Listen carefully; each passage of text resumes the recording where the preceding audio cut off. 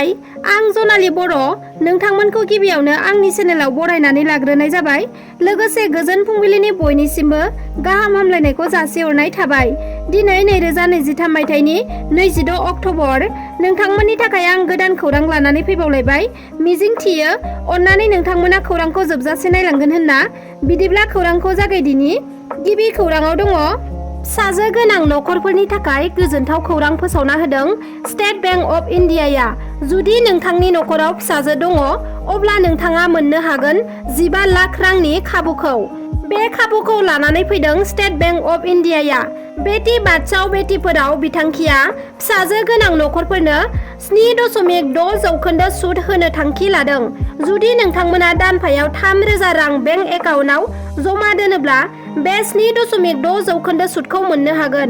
बिनिफ्राय 14 बोसोर उनाव नोंथाङा मोननो हागोन 9,11,570 रां। आरो जेब्ला नोंथांनि दानफायाव 3,000 राङै दोनबाय थानाय समा जोबहैगोन अब्ला नोंथाङा सुद मुल गासै 15,22,221 रांखौ नोंथाङा मोननो हागोन। दानिया बे रांखौ मा राहायै नोंथाङा मोननो हागोन मिथिनानै लादो। गिबियावनो नोंथाङा खाथियाव थानाय SBI बेंकआव थोंजोङै फोनांजाब खालाम एबा बेंकनि मेनेजारजों जगाजग खालाम। बेनि अनगायैबो अनलाइननि गेजेरजों online.sbi.sbi लगइन खालामनानै बे बिथांखिनि सोमोन्दै मिथिनानै लानो हागोन।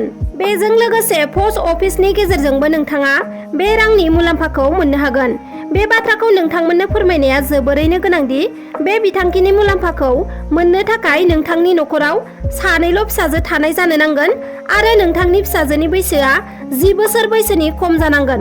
अब्लासो नोंथाङा बे बेटि बाचाव बेटि पढ़ाओ बिथांखिनि गेजेरजों बे 15,22,221 रांखौ मोननो हागोन। मध्य प्रदेश रायजोनि नाटायाव गावनि गार्लफ्रेन्डजों जमा थाफाग्रा बयफ्रेन्डखौ रुम सिङावनो बुथारना दोननाय थासारियाव बोखांनो हादों। बयफ्रेन्डखौ बुथारखांना गार्लफ्रेन्डआ रुमनिफ्राय खारखुमाना दं होनना मिथिना मोन्दों। सेंग्रानि नखरा अजद होनाय बायदिब्ला फिसाज्लाया गोसो थोनाय सासे सिख्लाजों रुम भारा लाना थायोमोन। बे थाफानाय सिख्लायानो फिसाज्लाखौ बुथारदों होनना अजद दैखांदों बिमा बिफाया। बुथारजानाय सेंग्रानि मुङा जाबाय नरेश तानुवार। नरेश तानुवारखौ अन्थाइजों देथारदों होननानै मिथिहोदों। नरेश तानुवारा थैखांना सिख्लाया रुमनिफ्राय गोमानायनि जाहोनाव सिख्लायानो बिथांखौ बुथारनायनि सन्देह खालामनाय जादों आरो सिख्लाया गोसो थोनाय गावनि बयफ्रेन्डखौ मानि थाखाय बुथारखो बेखौ मिथिना मोनथ'वाखै। दा बे जाथायनि सायाव पुलिस प्रशासना नायबिजिरनायखौ जागायजेनबाय। आरोबाव बर' सुबुङा मैदेरजों बुथार जालायबाय। मैदेरनि उदखाराव गोबां बर' सुबुंफोरानो बुथार जागासिनो दङ। फिन आरोबाव बाक्सानि बिलपारायाव मैदेरनि गाग्लोबनायाव प्रदीप बर' मुंनि सुबुंनि जिउ खहा। बाक्सा जिल्लानि भारत भुटान सिमायाव मैदेर आरो मानसिनि गेजेराव नांज्लायनाया गिख्रंथाव महर लादों। मंगलबारनि हराव मैदेरनि गाग्लोबनायाव बाक्सा जिल्लानि बरबरी थानानि बेन्दोङाव थानाय बाथाबारि हाग्रा मावख'नि सुबुनकाटा ओनसोलनि बिलपारायाव जानो मोन्दों बे दुखुनांथाव जाथाया। मैदेरजों बुथारजानाय सुबुंनि मुंखौ प्रदीप बर' होननानै मिथिनो मोननाय जादों। मिथिनो मोननाय बायदिब्ला मैया मोनाबिलिनि 7 रिंगायाव मासे हाग्रानि मैदेरा बिलपारा गामियाव हाबफैनायाव गामिनि 50-60 राइजोफोरजों लोगोसे प्रदीप बर'आबो मैदेरखौ होनो होननानै ओंखारलांदोंमोन। नाथाय मैदेरा उल्थायैसो होसोबोनायाव साफ्रोमबो सेरखाय बेरखाय खारनो लायो। बेयावनो प्रदीप बर' बिथाङाबो खारदोंमोन। नाथाय बिथाङा खारस्लाबनो हायैयाव मैदेरा बिथांखौ गाग्लोबनानै जायगायावनो जिउ फोजोबदों। उनाव बे जाथायखौ खौरां मोननानै हाग्रा बिफानजों लोगोसे बागानपारा आउटपस्टनि पुलिसफोरा फैनानै जाथायसालिनिफ्राय गोथै सहखौ बोखांनानै थानासिम लाना थाङो। मख'नो गोनांदि बाक्सा जिल्लायाव थांनाय दान मोनथामाव मैदेरजों गासै 4 सुबुंफोरा बुथारजाबाय। बिटिआरनि गुबुन गुबुन जायगाफोरनि सुबुंफोरा हाग्रानि मैदेरजों गोबाङानो बुथारजानो गोनां जादों। बिनि सायाव बिटिआर सरकारा जेबो रैखाथिनि हाबा मावाखै। इजराइल हादरनि सुबुंफोरखौ गाजानि हामास उदखारि आफादा जोबोद गाज्रियै बुथारना गालांदोंमोन। बेनि थाखायनो इजराइल हादरा हामास उदखारि हानजाखौ फोजोबस्रांनो थांखि लानायखौ जों मिथिना मोन्दों। थांनाय 7 अक्ट'बर खालारखालि हामास उदखारि आफादा इजराइलनि नखरसेनिनो सुबुंफोरखौ गोथाङै जोबोद खास्रि बिस्रियै बुथारना गालांदोंमोन। गिबियाव हौवाखौ बुथारनानै मेगनखौ एख्ल'ना गारदों आरो बिथांनि हिन्जावनि प्राइभेट पार्टफोरखौबो हाखावदों आरो हास'लाबायना खास्रि बिस्रि बुथारदों आरो लोगोसे बिथांमोननि उन्दै फिसाजोखौबो आथिं दानस'ना गोथाङैनो बुथारना गालांदों होननानै इजराइलनि नेशनेल रेस्किउ इउनिटनि सोद्रोमा मेलायेभ बिथाङा फोरमायदों आरो गोबां सुबुंफोरखौनो दानस' गारना गालांदों होनना बिथाङा बुंबावदों। आरो बेल' नङा, बिनि अनगायैबो इजराइलनिनो प्रेगनेन्ट आइजोनि उदैखौबो गोथां हासिनानै गथ'खौ उदैनिफ्राय दिहुननानै गथ'नि खर'खौ दानस'ना गालांदों आरो आइजोखौबो जिनाहारि खालामनानै गावथारनानै गालांदों। हामास उदखारि आफादा इजराइलनि गोबां सुबुंफोरखौनो उन्दै गिदिर जायखौ मोनदों बेखौनो गोसो बायदि खस्थ' होना बुथारना गालांदों।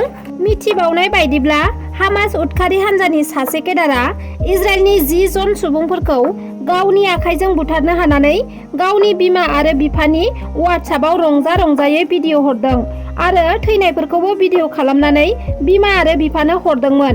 बेनि थाखायनो इजराइलनि आर्मिफोरा गाजायाव हाबनानै हामास उदखारि आफादखौ फोजोबस्रांनो थांखि लादों। आमेरिका हादरा इजराइल हादरखौ फुल सापर्ट खालामनायखौ जों नुनो मोनदों। बर'नि मुंदांखा महरगिरि गेमस्रि दैमारि बिथांजोआ रुपहियाव खाथि माइनाव खेराइनि हारिमु मोनाबिलिखौ समायना रमायना खालामनो थाखाय बाहागो लाफैदों। बाक्सानि रुपहि बियाब बाथौ सिबिसालियाव खाथि माइनाव खेराइ फोरबो फालिथाय आरो मेला दिन्थिफुंनाय हाबाफारिया जोबथाबाय। खाथि माइनाव खेराइ फोरबो फालिथाय लोगोसे मेला दिन्थिफुंनाय हाबाफारिया गाहामैनो जोबलांबाय।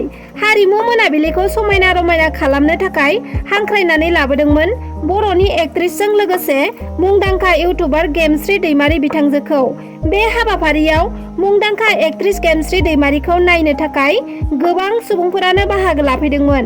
आसामनि chief minister doctor Himanta Biswa Sharma बिथाङा मैया एप्सनि गेजेरजों बुंदों दि थांनाय 5 बोसोराव आसामाव मानसि बुथारनाय, आइजोफोरखौ जिनाहारि खालामनाय, सिखाव दाखेट खालामनाया गोबां जादोंमोन। नाथाय बिथांमोननि बिजेपि सरकार फैनाय लोगो लोगोनो बेफोरो गासैबो खमायलांगासिनो दङ होननानै बिथाङा मैया बुंदों। आसामाव 2019 मायथाइयाव 1235 मार्डार केस दङमोन। बेनिफ्राय खमायनानै 2023 मायथाइयाव 686थाल' केस दंसै होननानै बिथाङा बुंदों। 2019 मायथाइयाव 1952था रेप केस दङमोन। बेबो खमायनानै 2023 मायथाइयाव 656थाल' केस दंसै होननानै बिथाङा बुंदों। आरो लोगोसे 2019 मायथाइयाव 198था डकाइटनि केस दङमोन। बेबो खमायनानै 55थाल'सै दङ होननानै डक्टर हिमन्त बिश्व शर्मा बिथाङा मैया फोरमायदों। आरो लोगोसे आसामाव बुथारनाय, डकाइट खालामनाय आरो रेप खालामनाय जाथाया गोबां खमायलांबाय होनना बिथाङा बुंदों।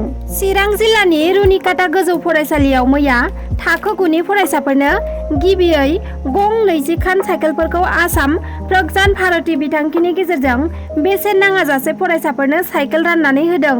31 नं बियाबनि एमएलए जयन्त बसुमतारिया रुनिकाटा गोजौ फरायसालियाव गासै गं 353 साइकेलखौ फरायसाफोरा मोननो हादों।